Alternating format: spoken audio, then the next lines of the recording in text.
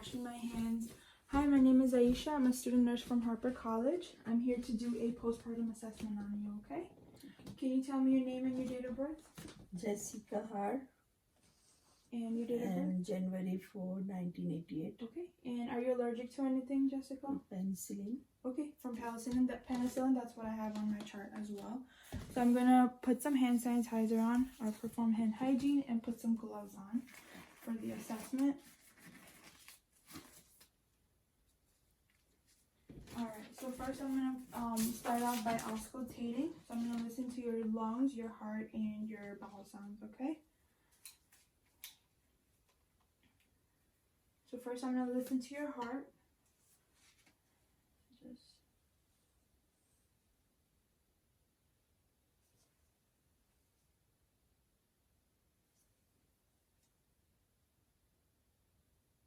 Okay, next I'm gonna, can you sit up a little straight? And listen to your lungs, take deep breaths in and out.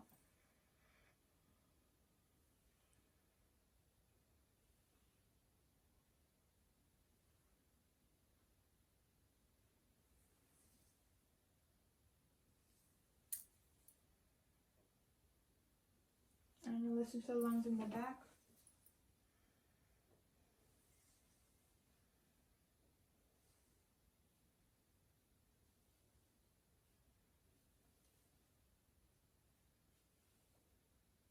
Okay, and now I'm going to listen to the bowel sounds.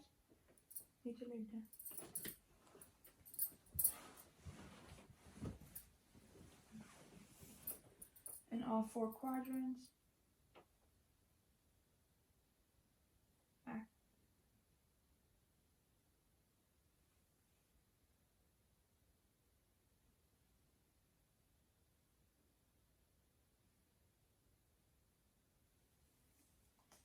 Alright, so the bowel sounds are all active in all four quadrants. Okay, next I'm going to start off by performing my bubble heart assessment. So I'm going to start out by looking at the breast. So I would open it one breast at a time and make sure I give her enough privacy. Also, I do have a privacy curtain around the room, and making sure the lighting is proper for the assessment. So first I'm going to look at this breast, and I'm going to start out by palpating and making sure it's soft. And I'm looking at the nipple, and I'm looking for any cracks or any redness. And then I'm going to cover this up. I don't see any redness on this nipple, and then I'm going to do the same to the other side. I'm going to palpate, and I'm going to feel for any, I'm going to feel how soft it is, or if it's firm.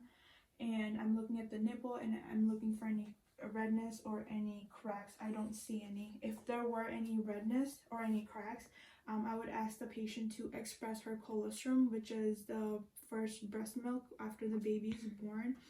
It has good healing properties, so it would, if she just massages it around the nipple, it would get rid of the redness and the cracks.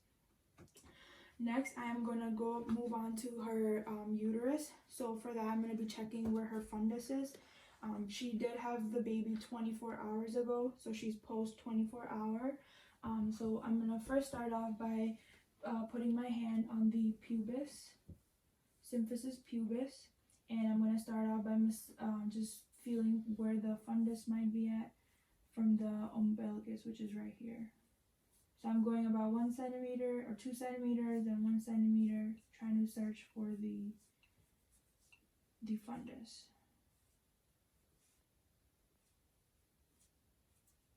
Okay, so I actually feel the fundus right in the midline, 1 centimeter below the umbilicus, and I do feel it as firm.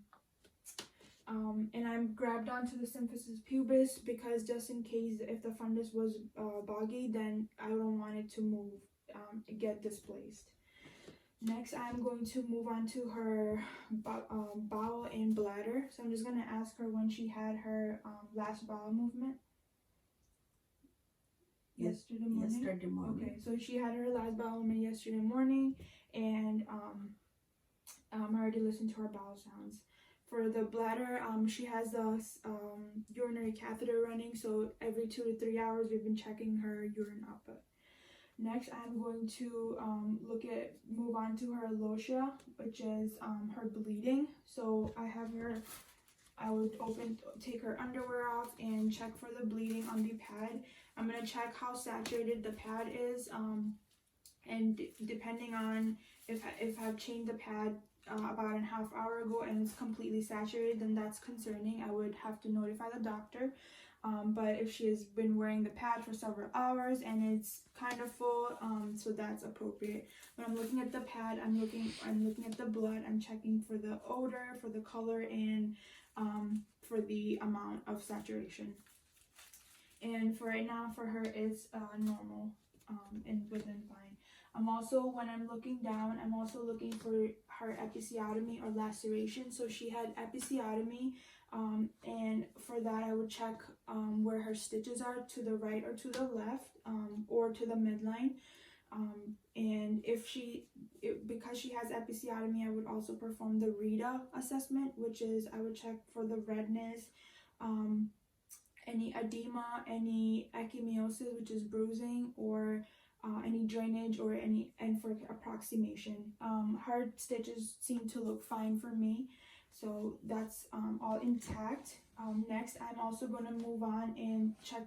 I'm going to ask her to turn over, and I'm going to look in between the buttocks and check for hemorrhoids.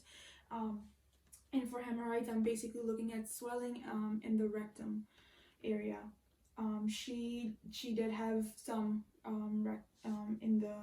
some hemorrhoid and swelling in the rectum. Next, I would change my gloves because I've been touching the pad and blood. Dispose of those and perform hand hygiene at this point. And then I would put on new gloves. And my next, for the bubble hurt, I did her breast, I did her umbilical, and then, or uterus. So breast, uterus, then I did her bowel, her bladder, and then I did her episiotomy, laceration, and bubble, and then lotia, which I did, which is her bleeding. And now I'm gonna do the heart part. So for her, I'm just gonna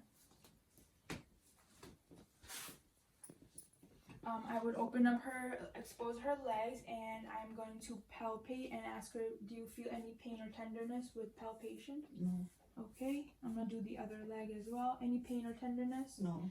And I'm also observing the legs, and I'm checking for any swelling, any redness. I'm feeling the temperature, and to see if it's warm or not for the omen sign. So that's all intact. Next, omens, and then also for the bubble heart. For the E, I would assess her emotions. So throughout the assessment, I would be asking her questions about her pregnancy and how things were at home during pregnancy, and how she feels towards her baby. So I'm taking care of her emotional part as well. Lastly, for the bubble heart, I would it's the rubella and rogam. So my patient is immune to the rubella vaccine.